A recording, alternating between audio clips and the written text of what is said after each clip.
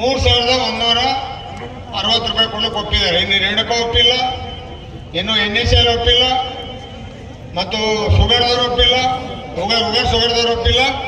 ಇವರು MDಗಳು 2 ದಿನ ಟೈಮ್ ಕೇಳ್ಯಾರ. ನಾವೇನು ಮಾಡೋಣ, ಇನ್ನೊಂದು 5 ದಿನ ಟೈಮ್ ಕೊಡೋಣ, 2 ದಿನಕ್ಕೆ 5 ದಿನ ಟೈಮ್ ಕೊಡೋಣ.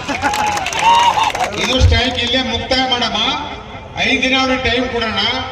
5 ದಿನದಲ್ಲಿ ಅವರು ನಮ್ಮ ಮಾತಿಗೆ ಸ್ಪಂದಿಸಿ ಸರ್ಕಾರ ನೀಡಿ ಕೊಟ್ಟರೆ ಅವ್ರ ಕಾರ್ಖಾನೆಗೆ ಕಬ್ಬು ಕಳ್ಸೋಣ.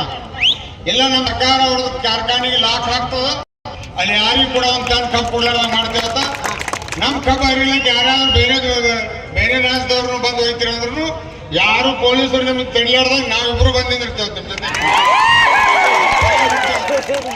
ರೈತರ ಕಲ್ಯಾಣ ಆಗಬೇಕು. ಯಾಕೆ ಇಷ್ಟೊಂದು ನೀವು ಹೋರಾಟ ಮಾಡ್ತಾ ಇರೋದು ಏನು ನಾಟಕ ಮಾಡ್ತಾ ಇಲ್ಲ ನೀವು.